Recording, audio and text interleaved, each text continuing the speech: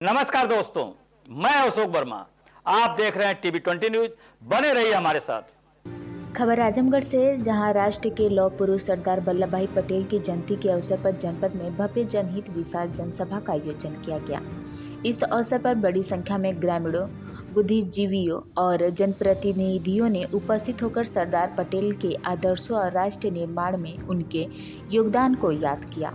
कार्यक्रम के मुख्य अतिथि डॉक्टर एच.एन. पटेल और डॉक्टर एम.के. पटेल ने कहा कि सरदार पटेल ने देश को एक सूत्र में पिरोने का कार्य किया है। उनकी दूरदृष्टि और दृढ़ संकल्प के कारण आज भारत एक अखंड राष्ट्र के रूप में खड़ा है। इस अवसर पर आयोजक जितेंद्र सिंह पटेल ने कहा कि सरदार पटेल का जीवन सभी के लिए प्रेरणा स्रोत है। उनके सिद्धांतों पर चलकर ही समाज में एकता, सद्भाव और विकास संभव है। कार्यक्रम के अंत में उपस्थित लोगों ने सरदार पटेल के चित्र पर पुष्प अर्पित कर उन्हें श्रद्धांजलि अर्पित की और राष्ट्र की एकता का अखंडता बनाए रखने का संकल्प लिया।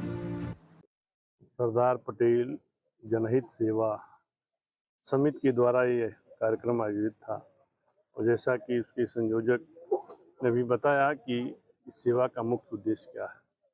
अभी सेवा नई नई शुरू हो रही है, तो इसका मुख्य उद्देश्य उन्होंने बताया कि आपसी भाईचारे के साथ साथ ये मेडिकल के फील्ड में भी घुसना चाह रहे हैं, निर्बलों के साथ खड़ा होना चाह रहे हैं और इसी तरह अगर सेवा बढ़ती रही तो ये सेवा या ये न्यास या ट्रस्ट या समिति आने वाले दिनों में शिक्षा, स्वास्थ्य, गरीबों की सेवा करना और आपसी भाईचारा, जिन्होंने कहा कि गांव में खास करके जिस कम्युनिटी से आप बिलोंग करते हैं उस पे आपस में लोग 1 फुट के लिए 2 फुट के लिए झगड़ा करते हैं, लड़ाई करते हैं और मुकदमे झेलते हैं और लास्ट में जब मुकदमे से धन बर्बाद हो जाता है तो लास्ट में समझौता करते हैं और बोलते हैं कि ये नहीं होना चाहिए था।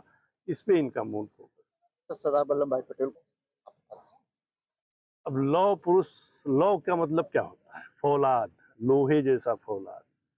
और एक वाक्य, 2 वाक्य हैं जिनके कारण उन्हें लौह पुरुष कहा जाता है। एक वाक्य तो आपने मन से सुना होगा कि उनकी पत्नी की मृत्यु हो गई जब वो डैश पे बहस कर रहे थे। तार आया, लेटर आया, पढ़े और जेब में रखे। जब उन्होंने अपनी वकालत समाप्त करी तब वो पत्नी के शव यात्रा में गए।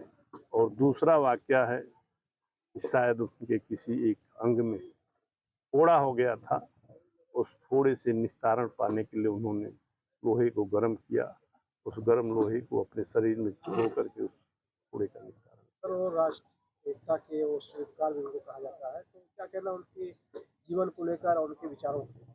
नहीं, शिल्पकार इसमें कहना बिल्कुल उचित है, क्योंकि जब हमारा देश आज़ाद हुआ तो आप सबको मालूम है कि हमारे देश में 565 रियासतें थी।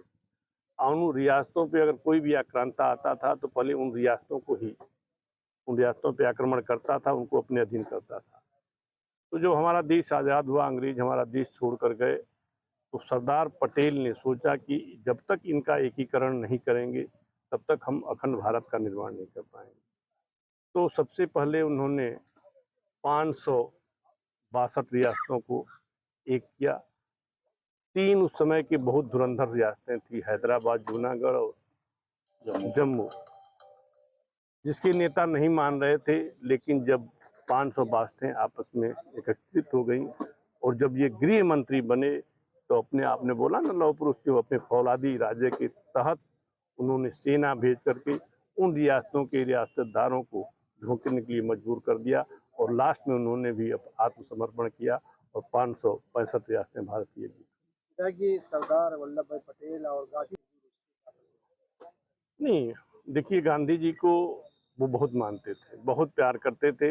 अभी मंच पे हमारे अध्यक्ष जी ने बताया कि दोनों के त्याग में अंतर था, एक पर्सनल त्याग था, एक सामाजिक त्याग था। सामाजिक त्याग के चलते ही वो अपना प्रधानमंत्री पद त्यागे थे और उनकी ये इच्छा थी कि हमारे राष्ट्रपिता महात्मा गांधी ने हमें ये आदेश किया है कि भले आपको 15 में से 13 वोट मिले हैं, समर्थन मिला है, आप गांधी जी को नेहरू जी को प्रधानमंत्री बनने दो, अन्यथा देश बांट दिया जाएगा। इस तरह की बातें हो रही थी। अब हम कितना इसमें सत्यता है, जो हम लोग इतिहास पढ़े हैं उसमें था, तो हमारे लौह पुरुष जी ने त्याग किया और नेहरू जी प्रधानमंत्री।